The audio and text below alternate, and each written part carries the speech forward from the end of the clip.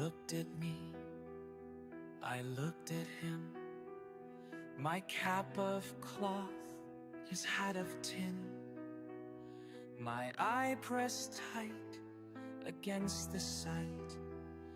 The sun bows down in evening light. The type of light just days ago would bathe the gentle meadow's glow. Just for one, the view is clear.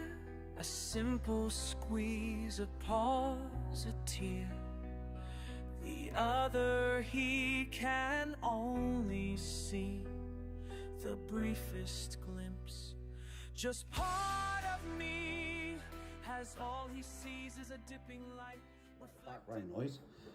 Just to show you that this jar has been in the fridge for probably a week and a half, 2 weeks, and you can see that there's a liquid formed on the top. This is perfectly normal. Please don't throw this starter away. All it means, that liquid on the top means that this is going to need to be fed. It's starving and it forms this liquid on the top. Now a lot of people, let me just take the lid off a minute. Oh, if I can with one hand, sorry to be with you now, just hold on. So it's like a grey clear liquid. Okay, it looks terrible, doesn't it? But it's perfectly normal. If you smell it, then you get a real acetone-y type of fruity smell, which is perfectly okay. Now some people mix this back in, other people just drain it off the top. I like to just drain it off. I don't know why, but that's just what I do. So let me just drain this off and you can see what the starter is like underneath. Just get rid of this liquid a second. Thing is, if you mix it back in, your starter's getting more and more runny, so it's probably better just to pour the liquid off. How much have I got left? Okay, and what you're left with, can you see now, a really bubbly top. This starter is fantastic. All that liquid meant was that it was starving. So what I'm going to do now, this is perfectly normal. It's quite wet, probably a bit too wet for what I like actually. It's like a thick double cream. I'll now feed this, and I feed it with the flour that I used to make the starter, and I'll show you what that flour is. This one's called Tiggy's, been going for 2 years. You see the jar weight at 345, so if I weigh the jar now at 0, if I zero the scales, weigh the jar, subtract 345, I know what's left in the way of starter, and then all I have to do is make sure that I double whatever's there. So if that's say 100 grams, and I put 50 grams of flour, 50 grams of water. I'll probably actually put a slightly lesser amount of water in because it's a little bit runny. I like it a little bit firmer than that. So we'll do that now. You can't bake bread with this at the moment. It will need to be fed now today. It then get active, and then tomorrow I should use it to bake bread. Let's just show you what flour I'm going to use.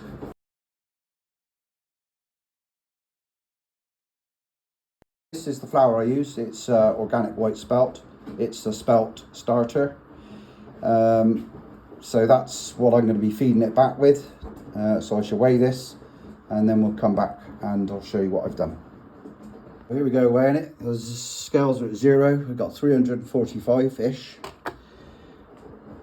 And we got 542. So that's 200 grams basically in that jar. Now, if I add 100 grams of flour and 100 grams of water, I'm going to be in trouble because that's going to bubble up over the top. So what I should do is take off 100 grams of this, just dip in it. To be honest with you, if I was going to make bread and this starter was active and really bubbly and good, I'd use this 100 grams that I'm going to throw away in my bread to make my sourdough loaf. But because I need to feed this for a day, then I'm going to pour off 100 grams, which will leave me 100 grams in the jar. I should then add 50 grams of organic flour and probably 35 grams of water just to make it a bit stiffer. Okay, I've zeroed the scales again with the starter on there. I'm going to want a minus 100 roughly, so let's take out 100 grams. So where we're at, it's 26. Sorry, got to do this one-handed. Sorry, do apologise. 61. Let's take a little bit more out. 65. It's not coming out very quickly, is it? It's hard doing this one-handed.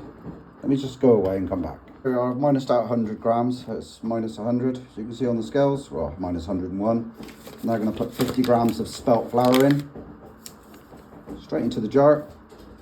Don't need to mess about, so we want to take that up to minus 50.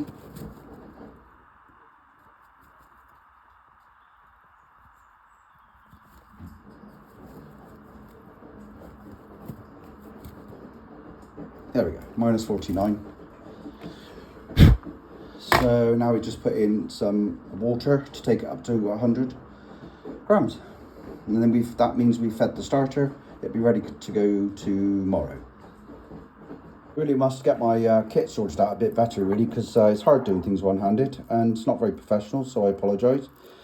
But I was determined just to start this and see if there was a need for me to do a blog or vlog, whatever it's called, on sourdough, or my sourdough technique. And so I decided just to film some of the stages, particularly the grey water, which I've been asked about quite a lot. So so there you go. That's the flour and water mixed back in now. We've now got a good starter ready to go. So there's 200 grams in total in here. So that takes the jar back up to 545-ish. This is now much thicker, it's exactly how I like it. You don't have to over mix it, just tumble it in, the flour and the water. And what we'll do is I'll now leave this out on the side until tomorrow morning, actually. But I'll film it later on today so you can see how active it is. And then tomorrow morning we should take out 100 grams and make our sourdough loaf. I'll then feed another 100 grams back in here to go back in the fridge, and it can sit in the fridge for a couple of weeks. And then we're back to where we were. Okay, I hope that makes sense. I'll try and edit it and put some text on the stages. And you can follow the details below, which I'll list. And we're going to go right the way through now, from reactivating a sourdough that's dead, or not dead, but, you know, starved, to making a loaf of sourdough bread.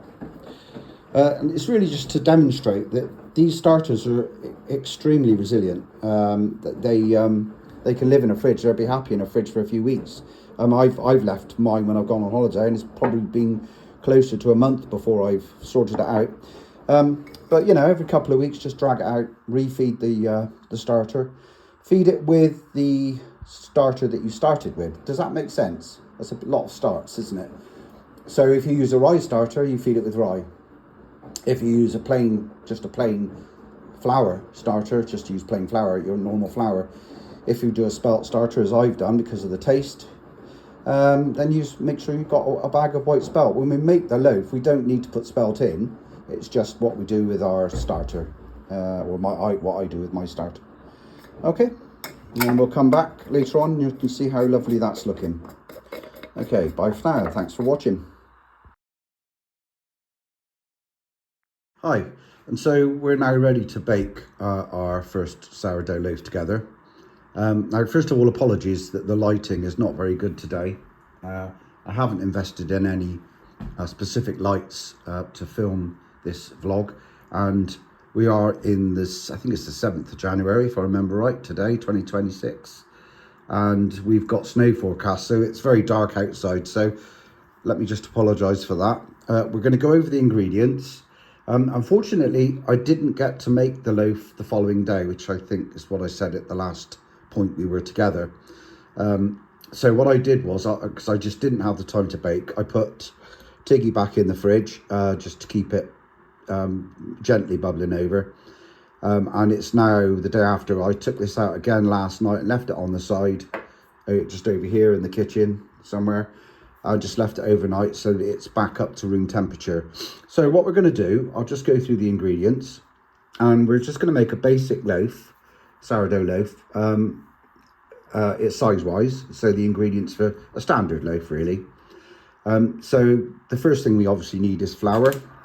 So I'm using a combination of Cotswold Crunch, which is it's got a fantastic flavour. It's a lovely strong flour with a brilliant flavour.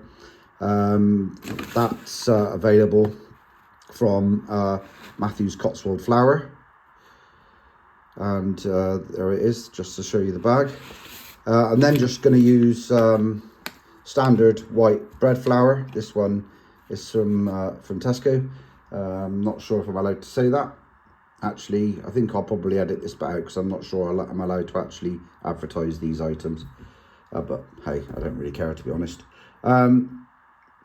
So we've got the flour, and what we're going to do is we're going to do 400 of this plain flour, plain bread flour, and 100 of Cotswold Crunch. The only thing is, I'm not sure I've got 400 grams in this bag, so I'll use up what I can out of this bag, just making sure that I retain enough to put sort of 100 grams or more of Cotswold Crunch in. So they're going to go in. Now, as a result of me not doing my bread the next day, Tiggy is not particularly active, and it's fine because the minute I add this to fresh flour, you're essentially feeding it again.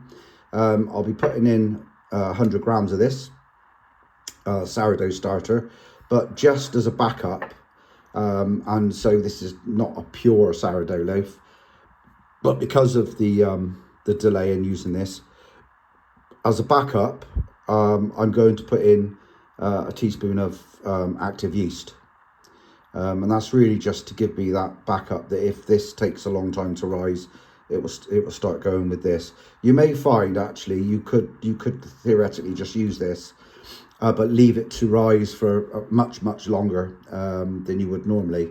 We'll be giving ours probably about an hour and 20, an hour and 15 minutes at 40 degrees, which should be okay. But because I couldn't use this straight away, I'm going to add a bit of dried yeast as well. And we're going to add some gin. Gin is in this bottle. No, it's not. It's oil. I liked the colour of this bottle, so so I filled this one with oil. So this is just plain rapeseed oil.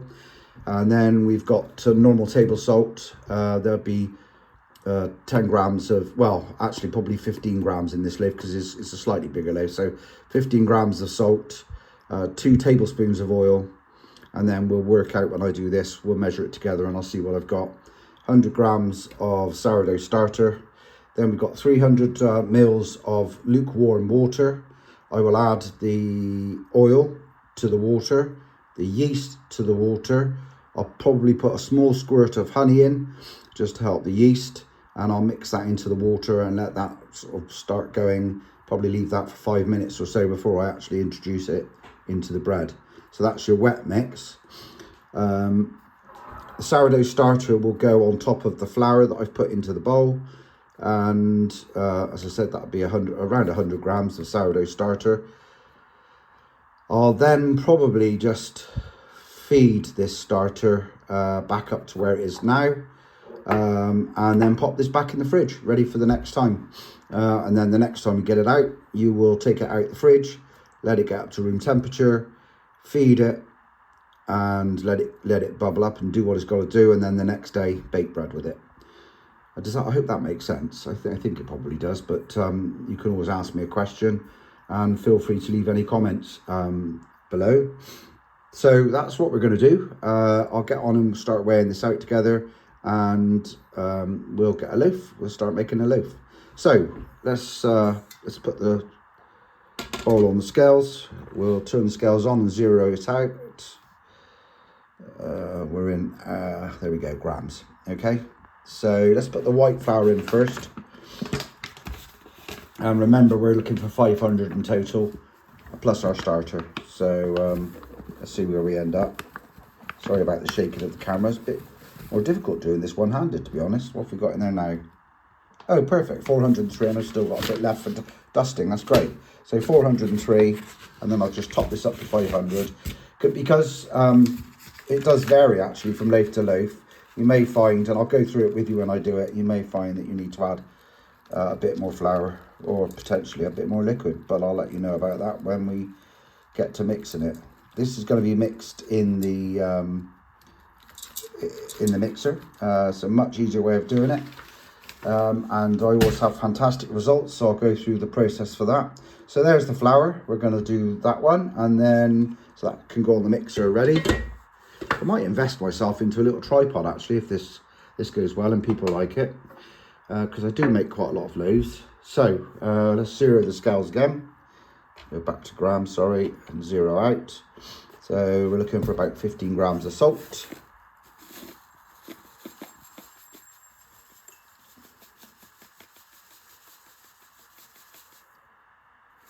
a little bit too much, so just grab myself, sorry, I'm just going to grab a small spoon.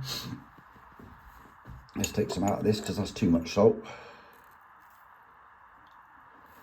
Where are we at now then? 16. Take a touch more out. I don't want it to be salty, but I do need, I find that 15 grams is absolutely perfect for my taste. You might want to add a bit more, take a bit out if you're a bit concerned about too much salt. So that's the salt. That salt will go in with the dry mix. So that's there, ready to go. Then we're going to, what we're going to do, we're going to add 2 tablespoons of oil. Now the trouble is I can't hold the spoons and the camera and the bottle, so I'm just going to glug some oil in here. I know roughly how much to put in, but yeah, 2 tablespoons takes it just over 300 in total. So there's the oil in there, so that's fine. And the same applies with the yeast. I can't hold the spoon and, oh actually I probably could actually with this one. Let me just get a teaspoon. So just going to put a teaspoon of yeast in. Remember the water is lukewarm. You don't want cold water. You want to get this going. We'll have a look at it when it starts. So this can sprinkle in. It's a teaspoon of active starter. So that's that. And then I'm just going to grab a whisk. So bear with me. I'm just going to whisk this in. Get it nicely dissolved.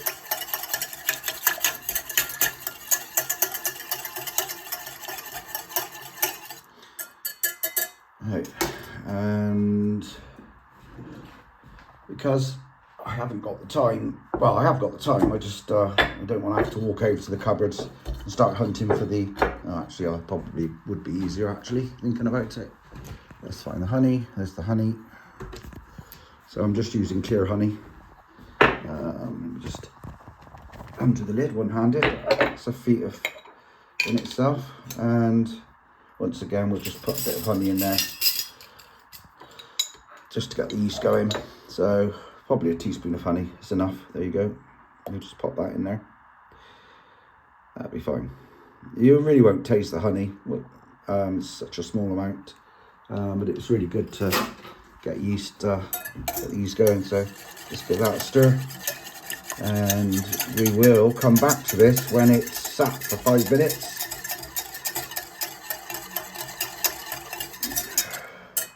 In the meantime, I shall grab a dough hook, if I can remember where I put it.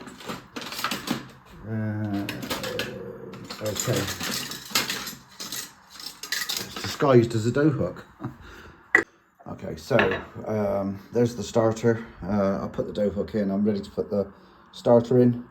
We're waiting for the oil and water and yeast mixture to start doing its thing. You can see now that the starter, you can see there's a lot of bubbles in the starter. It's perfect. Some people like a dry starter.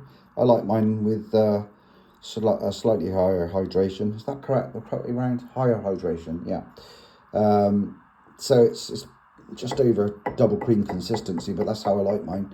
But you might want to change that, you know, it's up to you. So let's zero out the scales. I'm going to put 100 grams of starter in. You can use anywhere between 50 and 100 for a good sourdough loaf. So let's put 100 grams in, and then I can add back into the sourdough 50 grams of flour, 50 grams of water, and then it's been fed and ready to go in the fridge. And then what we're using here is going to be fed because it's in the loaf.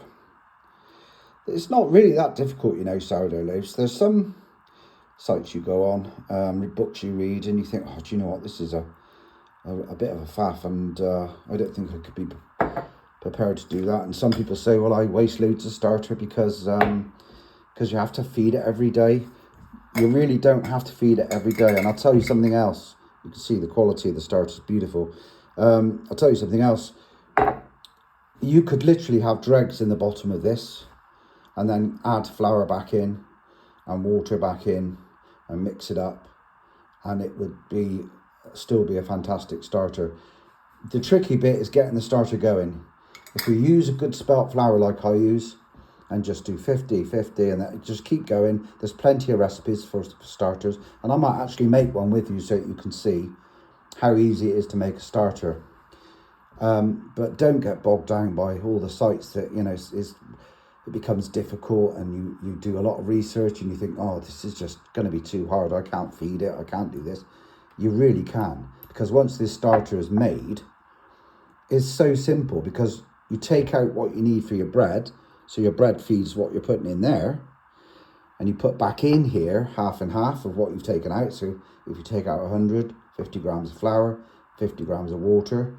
Remember what I said at the beginning of this thread, or this vlog, sorry. I use a spelt starter, so you have to feed it, or I have to feed it with a spelt flour. If you start introducing different flours into this, it will completely change the taste. So you can do it. It's not difficult. This will easily sit in the fridge for 3 weeks, as long as you look after it. As I showed you when I poured off the liquid, can you remember how bad it was? If you go back to the beginning in this video, I had a horrible grey liquid on the top. It didn't look good at all. Now look at it. It's perfect. It's got a lovely aroma. It's lovely and bubbly, and this has been sat on the side for pretty much 2 days, so it hasn't been fed. And look at the bubbles. So just get one going, give it a try. Don't get bogged down. Do a small jar like I'm doing, so you're just using a little bit, putting a bit back in here fresh, which we'll do a bit later, and that's it. So starters in the cup, that then goes into the mixer. So I'll just pour it in. I mean, by the time I pour this, to be honest with you, there's probably going to be about 80 grams going in here, because there's going to be a lot. I'm one-handed, and it's not that easy to scrape it out one-handed, is it? So I'll just cope with what's in there. It's not a big deal. I think we're nearly there anyway. There's only surrounding the cup dregs, nothing significant. Just leave it there for a second, try and get as much out as I can. Yep, so if you've got any comments, by the way, then, you know, just let me know. If there's anything you need to know, just put a comment in below. If you like the video, give me a thumbs up. If you want me to do more, obviously. I make no apologies for the Bristolian accent. It is what it is. I don't actually live in Bristol anymore. I live in the wonderful Forest of Dean, which actually has got a very similar accent to Bristol. So it all works really well for me over here, because people think I'm a native to the area. But it says lovely part of the world, the Forest of Dean. I don't quite know why I've started talking about the Forest of Dean and where I come from. Oh, my accent, yeah. So I make no apologies, but so hopefully you like this. Right, so you could actually wait a bit longer for this, but because I need to crack on and show you where we go from here.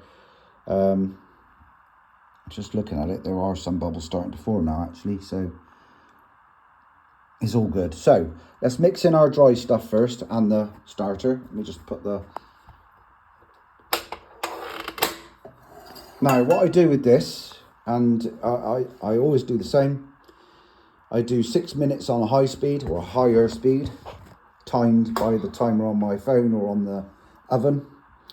So I'll do the 6 minutes on this, on a high speed, 5 minutes on a slightly slower speed, or quite a slow speed actually, as slow as the mixer will go.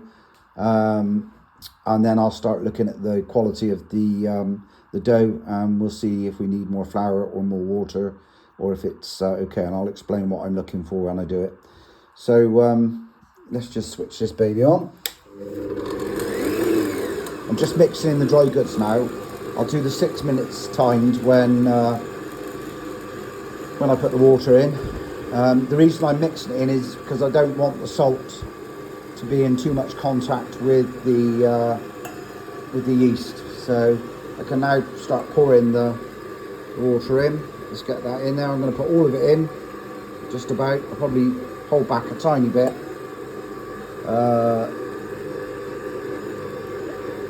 Sorry if anything's in the way.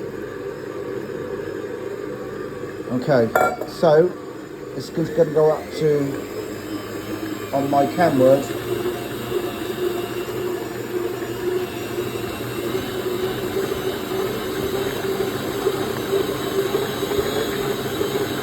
probably about 2, somewhere around out there. It does need that last bit of water. The Cotswold Crunch actually is really does soak up liquid, so I always generally have to add a bit more.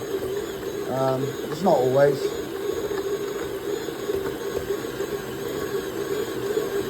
So I'll come back, I'm going to time this now at 6 minutes, and then I'll put it on for 5 minutes, and I'll come back when we're nearing the end of the mixing, and we'll see where we go. If I have to add anything to this, I'll let you know. Right, so I paused the video, we're back now, and there's another 2 minutes 31 on a high speed. I just wanted to show you what the dough is doing. I have added so far about 40 mils of water. I need to add a touch more because I know what I'm looking for, and I'll explain what I'm looking for in a second. Just tiny drizzles, just tiny bits of water, just to get it to where you think you might need it. Now what we're looking for is for this dough to be formed but slightly sticking to the bottom of the bowl. If it's completely sticking and just not forming a ball, then you need to put more flour in. But if you start how I started, you shouldn't go too far wrong. Just remember that when you put the water in, extra water in, you're literally just drizzling in tiny amounts and waiting. Now can you see it at the bottom? But you probably can't see it. It's almost there, just a fraction. You'll be able to see it better on slower speed, which will be put on in 1 minute 25. So I'll come back to you when we're halfway through that, or nearing the end of that, and we'll see what we're looking like. That's had its second timed mix on a slow speed of 5 minutes. So we've had a total of 11 minutes, 6 and 5. And that's where we're at with it. So let's just lift the machine and we'll see what this dough looks like. Can you see it's slightly sticking on the bottom? It looks like it's going to be good to me. So I just want to see how sticky this is. Now if this sticks completely to my hands and I can't take my hands away, then we're definitely too wet. This seems to be about perfect, I would say. So I'm going to get this off the dough hook, and I'll come back and I'll show you what I do next. Here we are with the dough on the side, and as I said, I could just squeeze it. It's sticky, but it's not covering my hand. Some people like their dough wetter. This is, for me, is perfect. This is exactly what I'm looking for. Now I'm going to knead this. Try and do it one-handed. Why is it not focusing? What's going on with this camera?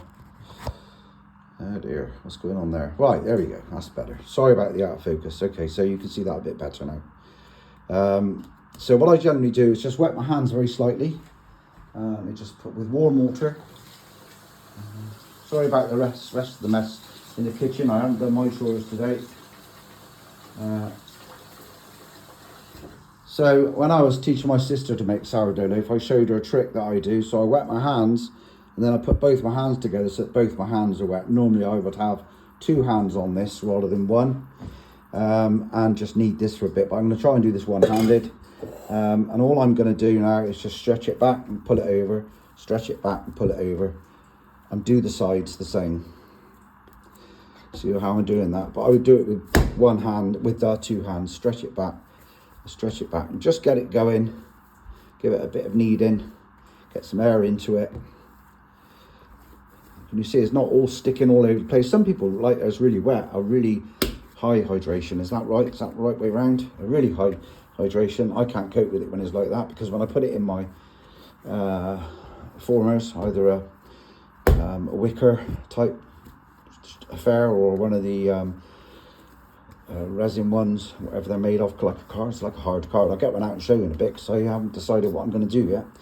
But yeah, so I'm just going to carry on just doing this for a second, and I'm not sure if I can do the window pane test one-handed. We'll give it a go, but I'm going to have to wet my hand and try and leave it stuck to the counter and pull it up, because I can't do it. So that's probably it.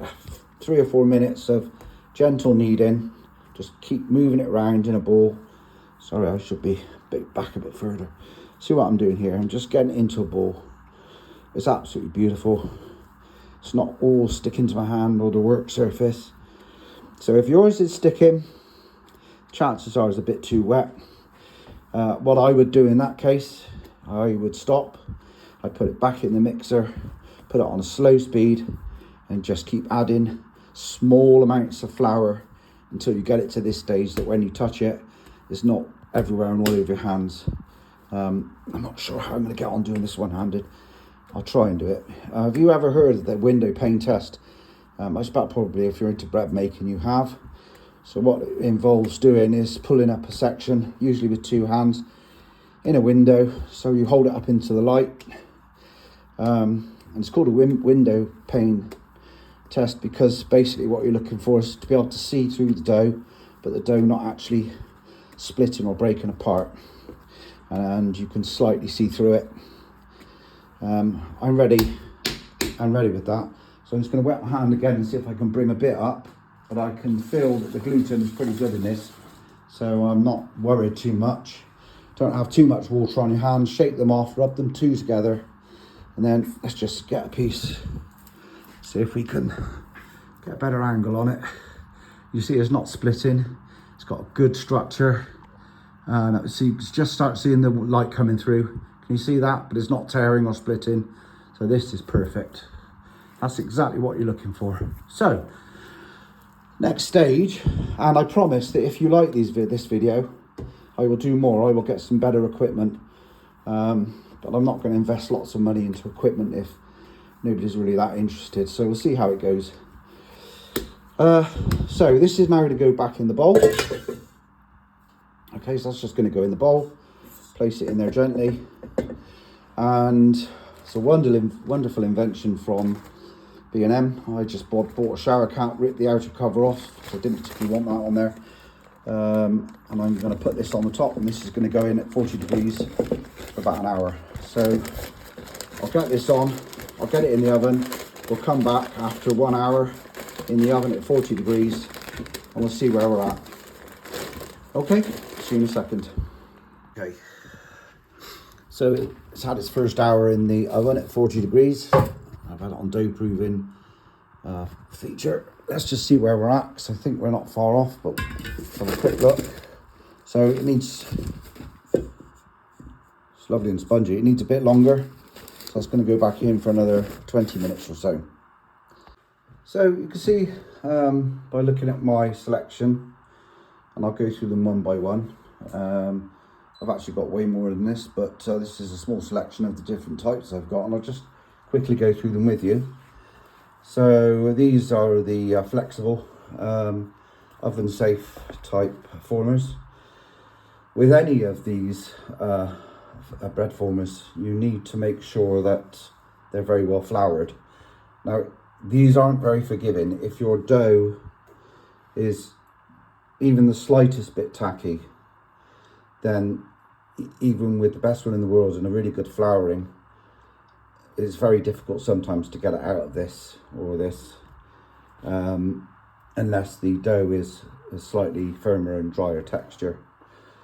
But I do use these quite a lot. I've got used to knowing how the bread should feel, or the dough should feel, I should say, rather than the bread. So I've got used to knowing what I'm looking for when I'm using these. I give them a good flouring, and so I do use those. So that's one option.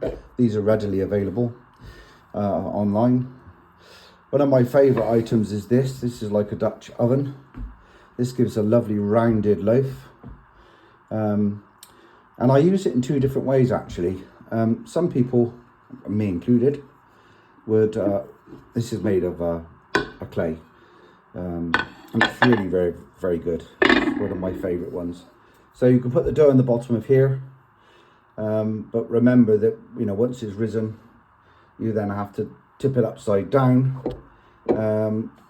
score your bread, put whatever scoring marks you're going to use on the top of the bread, which helps to open up the crust. That's the reason for the scoring.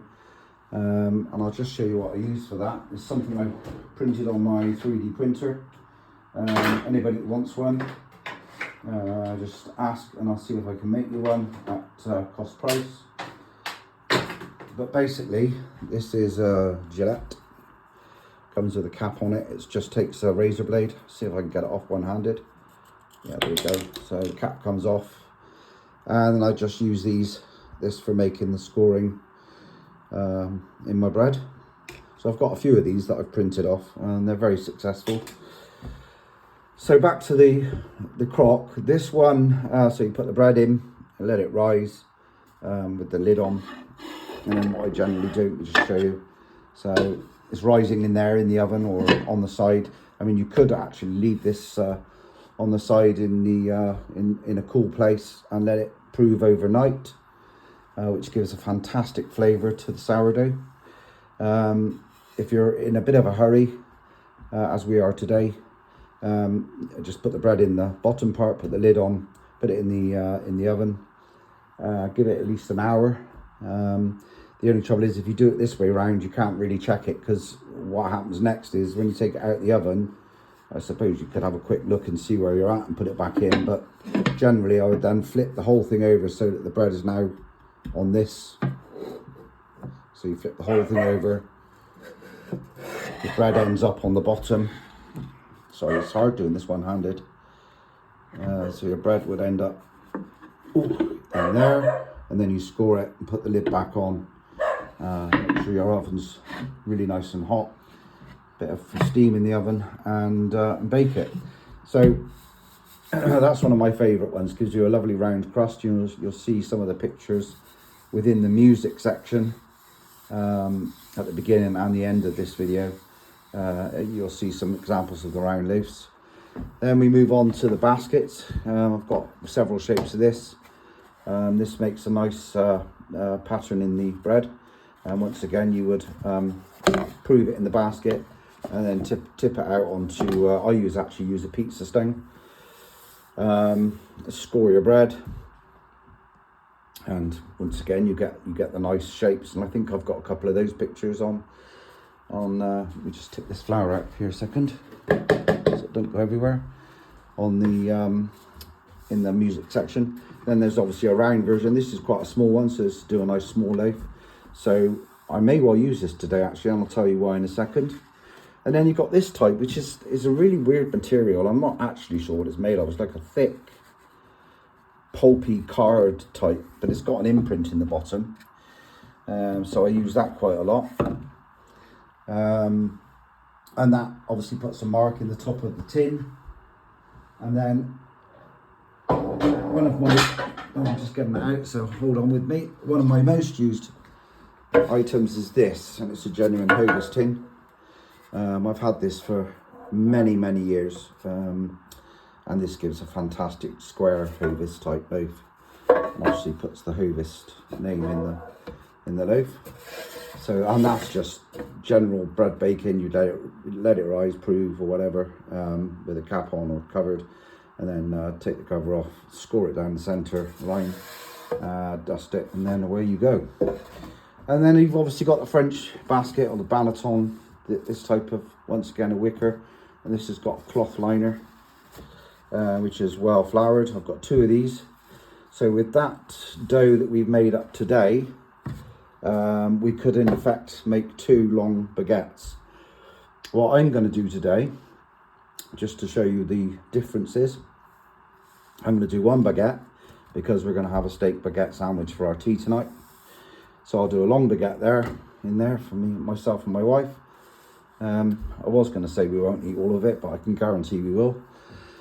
So we'll do half of it in there for a baguette, and then we'll use probably, which way shall I go with this, guys? Because I have got some other one. No, I think we will use this one, and I think we'll do a round one. Okay, so we're going to do a French baguette style and a round one. Now what I'm going to do now is I'm just going to clear everything away apart from these two.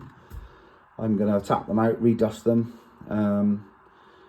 I'll tell you what I use to dust them, and we'll get these proving in the oven, and then we'll see where we are. And there was one other final thing I wanted to show you, which is, where's it gone? There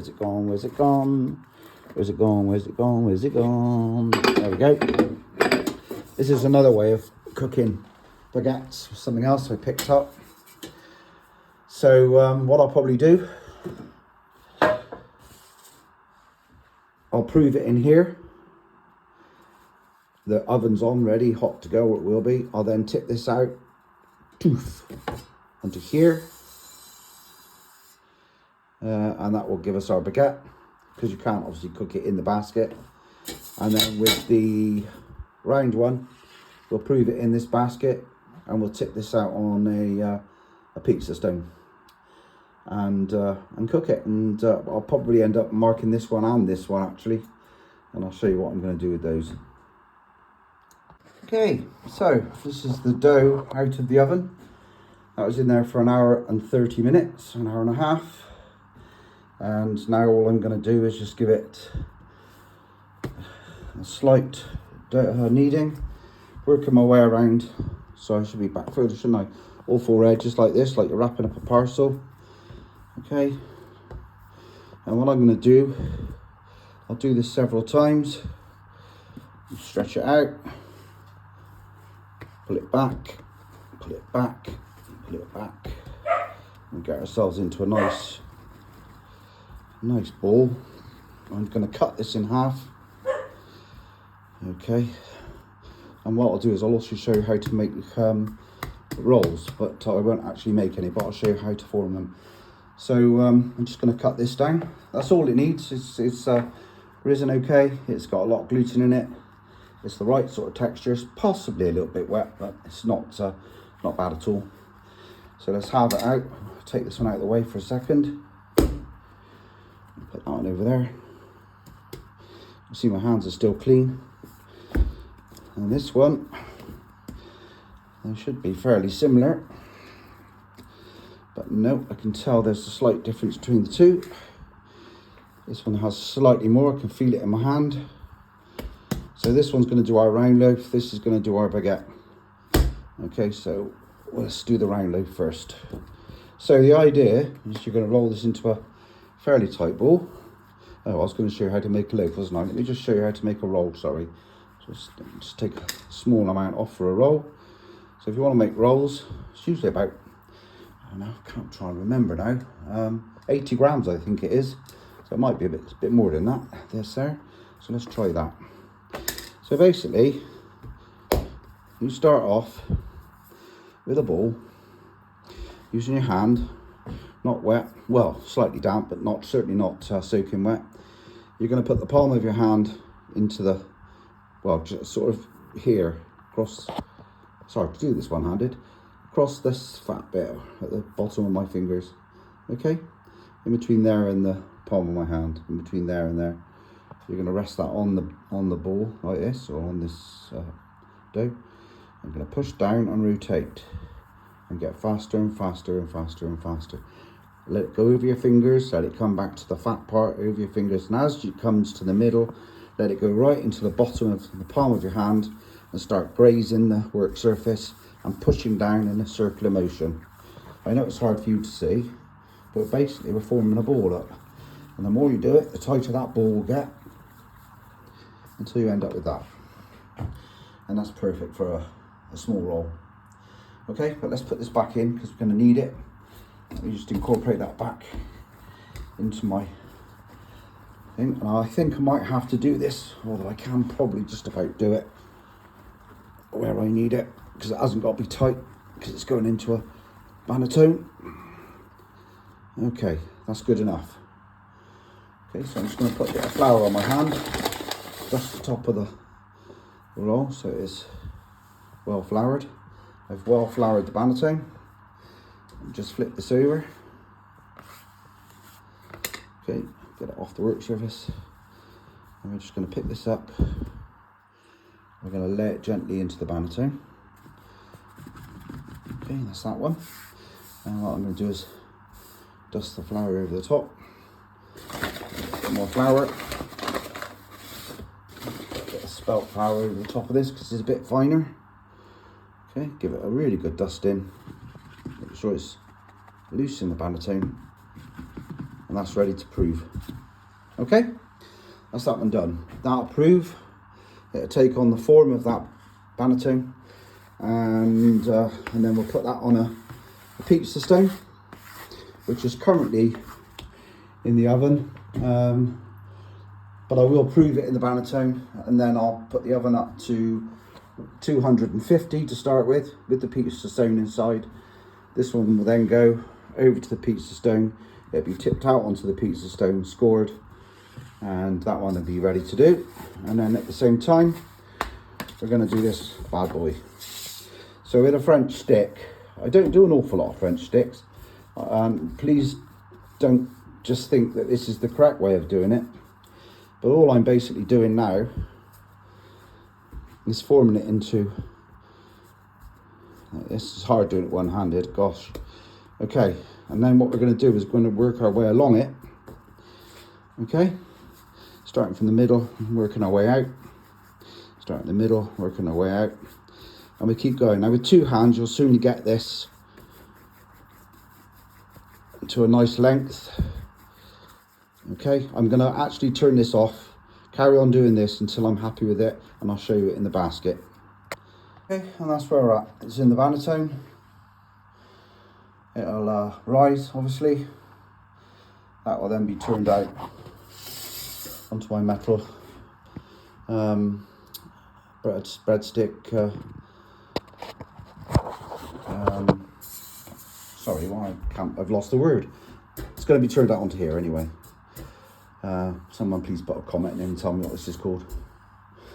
It's my age, guys. Right, okay, so I hope that's all clear. I'll take some pictures and then we'll get that in the oven, and then once it's in the oven, it's proved, we'll come back, we'll tip it out, we'll cook it, and we'll see what we've made. Catch you later.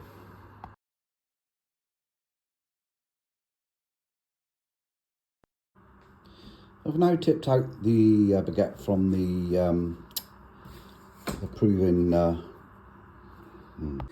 So I've tipped out the French stick, the baguette from the Banatone. It's now on the rack, ready to go in the oven. The oven's set to 250 degrees with a bowl of water in the base of the oven. The bowl of water will be removed after 15 minutes. I shall then turn the oven down to 220 degrees and cook it for a further 10 minutes. I'm now going to score it with the gillet, and I'll just do a simple cut across the top like that. That's all we need, and then we'll get this in the oven.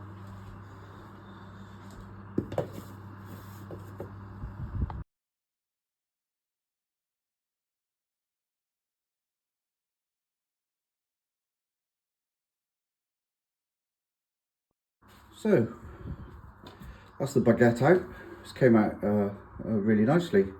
It's hollow, well cooked, looks like it's got a good crust, so I'm pleased with that. So now we're going to do the other loaf. I might have to put the camera down, but let me just show you. Oh, hang on. So that's the loaf proved. It's looks lovely. So now I need to put this on here, but what I'm going to do is just sprinkle some flour over the top, because that's going to become the bottom, and we don't want a soggy bottom or a bottom that sticks, do we?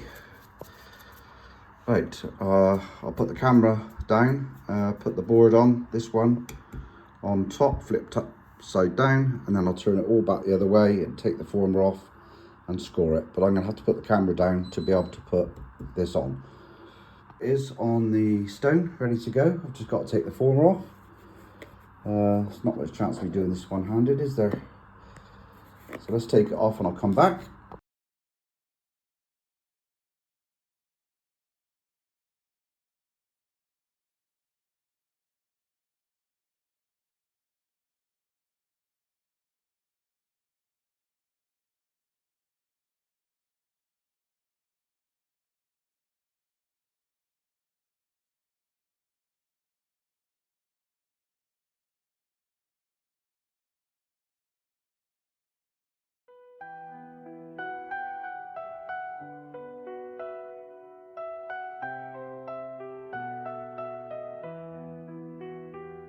He looked at me, I looked at him. My cap of cloth, his hat of tin. my eye pressed tight against the sight. The sun bows down in evening light. The type of light just days ago would bathe the gentle meadows glow. Just for one, the view is clear. A simple squeeze, a pause, a tear. The other he can only see the briefest glimpse. Just part of me has all he sees is a dipping light reflected through his troubled sight. It blinds the eye and makes unfair the ease at which all could end there. Both men pause for a word's the air. Why does he wait? Why does he wait? Does this unfair? Is his unfair? He throws his helmet in the air. In 20 yards it rolls around, the dusty brown, the blood-soaked ground. The